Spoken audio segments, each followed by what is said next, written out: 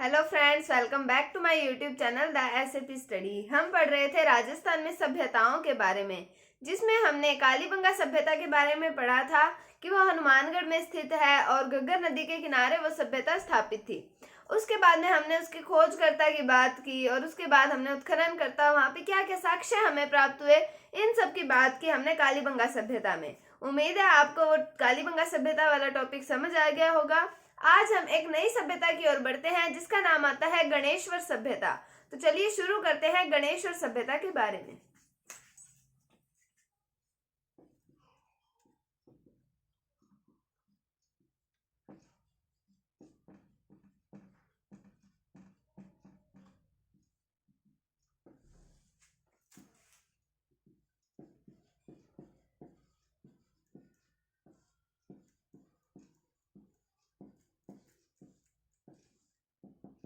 तो गणेश्वर सभ्यता की बात करते हैं हम। इसकी वर्तमान स्थिति की सबसे पहले बात करते हैं। इसकी वर्तमान स्थिति क्या है? तो वर्तमान स्थिति है इसकी गणेश्वर का टीला। गणेश्वर का टीला ये पड़ता है नीम का थाना सीकर के अंदर। हमने पहले हनुमानगढ़ की सभ्यता की बात की थी, कालीबंगा की। अब हम चले हैं सीकर की तरफ और हम सीकर वाली सभ्यता की बात कर रहे हैं। तो गणेश्वर का टीला ये पड़ता है नीम का थाना और नीम का थाना है सीकर में। अब हमने बात की थी जब हमने सभ्यताओं के बारे में पढ़ना शुरू किया था कि ये नदी घाटी सभ्यताएं हैं, ये नदियों के किनारों पर बसी हुई सभ्यताएं हैं। तो हम बात करते हैं कि ये कौन सी नदी के किनारे बसी हुई थी। तो ये थी कांतली नदी के किनारे। कांतली नदी के किनारे बसी हुई थी ये सभ्यता। कौन सी सभ्यता है ये? गणेश्वर सभ्यता। कहाँ पर है? गणेश्वर का टीला, नीम का थाना सीकर में और कांतली नदी के किनारे ये सभ्यता बसी हुई थी। उसके बाद में हम इस सभ्यता के समय की बात करते हैं। तो इस सभ्यता का समय आता है 2000 ईसा पूर्व। 2000 ईसा पूर्व आता है इस सभ्यता का समय। उसके बाद में हम बढ़ते हैं इसकी खोजकर्ता की तरफ। तो इसकी खोज किसने की? इसकी खोज की 1972 ईस्वी में रतन चंद्र अग्रवाल। रतन चंद्र अग्रवाल ने इसकी खोज की थी। हमने बात की गणेश्वर सभ्यता की। कहां पर स्थित है? सीकर के अंदर। गणेश्वर का टीला, नीम का थाना सीकर में। और नदी का नाम पूछा जाए तो कांतली नदी। कालीबंगा पड़ी थी वो थी घग्गर नदी, जिसको हम पहले सरस्वती नदी बोलते थे। तो वो घग्गर नदी के किनारे बसी हुई थी और ये जो सभ्यता है ये कांतली नदी के किनारे बसी हुई थी। उसके बाद में हमने इसके समय की बात की तो 2000 ईसा पूर्व इसका समय आता है। कौन सी सभ्यता का? गणेश्वर सभ्यता का। फिर हम बात करते हैं इसकी खोज की। तो इसकी खोज की रतन चंद्र अग्रवाल ने 1972 ईस्वी में गणेश्वर सभ्यता की खोज की थी। अब हम बात करते हैं इसके उत्खननकर्ता की। तो इसके उत्खननकर्ता आते हैं रतन चंद्र अग्रवाल और विजय कुमार।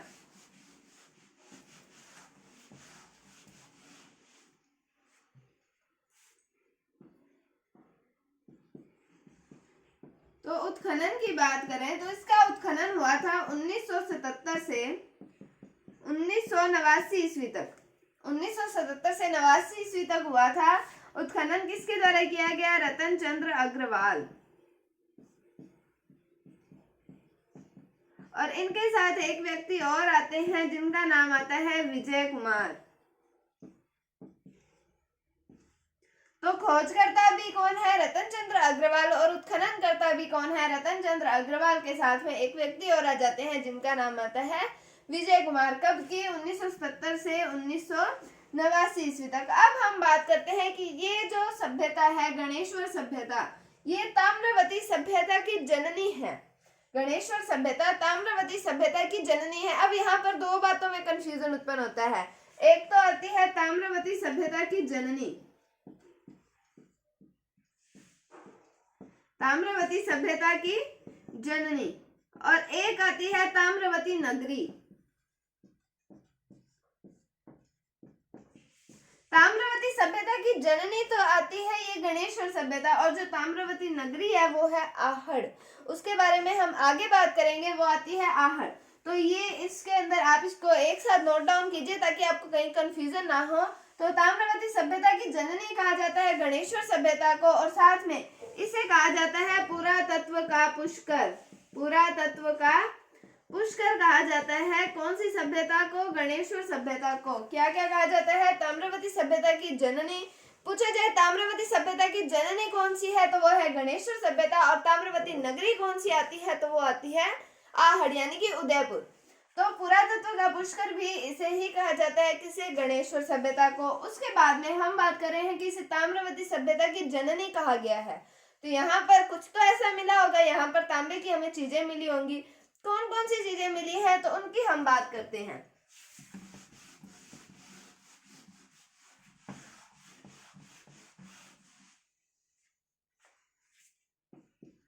तो हम बात करते हैं तांबे का बाणाग्र।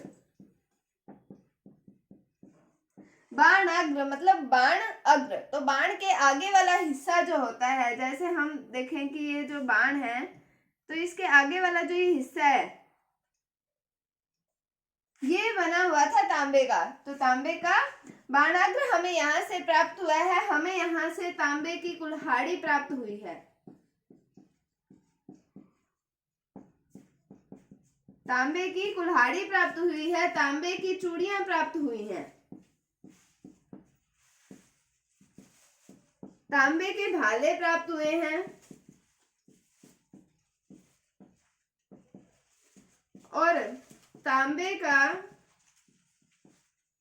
मछली पकड़ने का कांटा।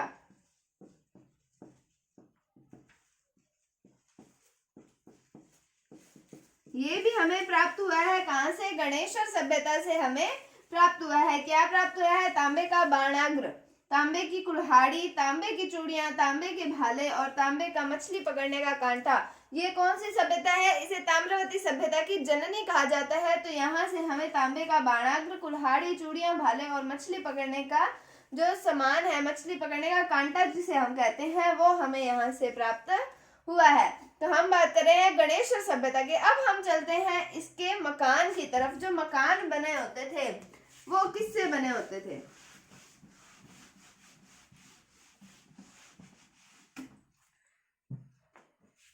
तो यहाँ पर मकान पत्थर से बने होते थे।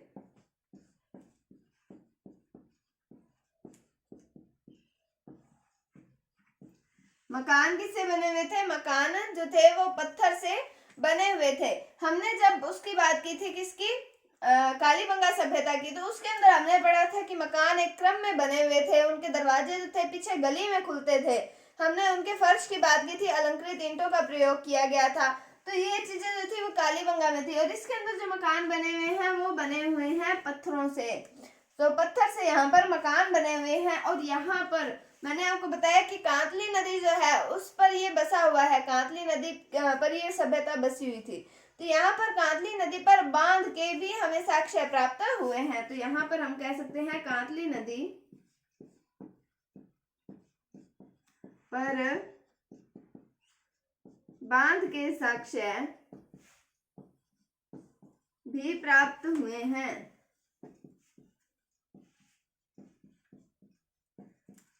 तो यहाँ पर मकान जो है वो पत्थर के बने हुए हैं और कांतली नदी पर बांध के साक्ष्य हमें प्राप्त हुए हैं। कहाँ पर? गणेश्वर सभ्यता में। उसके बाद में हम बढ़ते हैं अब आगे की ओर और बात करते हैं कि यहाँ पर हमें काले व नीले रंग के मिट्टी के बर्तन प्राप्त हुए हैं। यानी कि हम कह सकते हैं कपिस्वर्णीय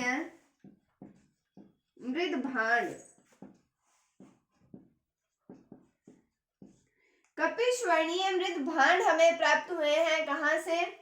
गणेश्वर सभ्यता से। अब इसका मतलब क्या होता है? तो इसका मतलब होता है काले व नीले रंग के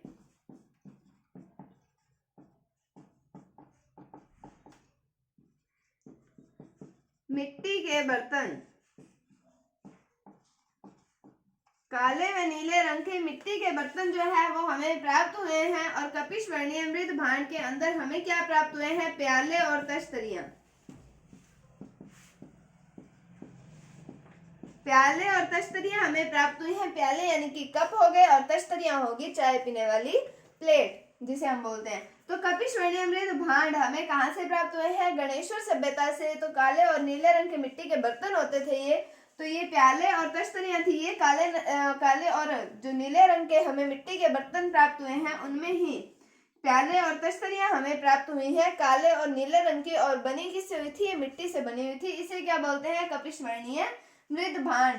तो हमने गणेश्वर सभ्यता के अंदर इसकी वर्तमान स्थिति की बात की, कहाँ पर है? गणेश्वर का टीला, नीम का थाना, सीकर में। उसके बाद में हमने इसके समय की बात की, 2000 ईसा पूर्व इसका समय था। फिर हमने खोज की बात की, रतन चंद्र अग्रवाल।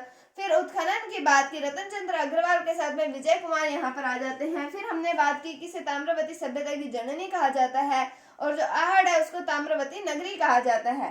फिर हम बात करेंगे कि इसे पुरातत्व का पुष्कर कहा जाता है। यहाँ पर तांबे के बाणाग्र, कुल्हाड़ी, चूड़ियां, मछली पकड़ने का कांटा, भाले, ये सब हमें यहाँ से प्राप्त हुए हैं। फिर मकान पत्थर के बने हुए थे, कांतली नदी पर बांध के भी हमें साक्ष्य प्राप्त हुए हैं। और कपिशवरणी मृद भांड जो यानी कि काले और नीले रंग के मिट्टी के जो बर्तन थे वो हमें यहाँ से प्राप्त हुए हैं। तो ये थी गणेश्वर सभ्यता के बारे में।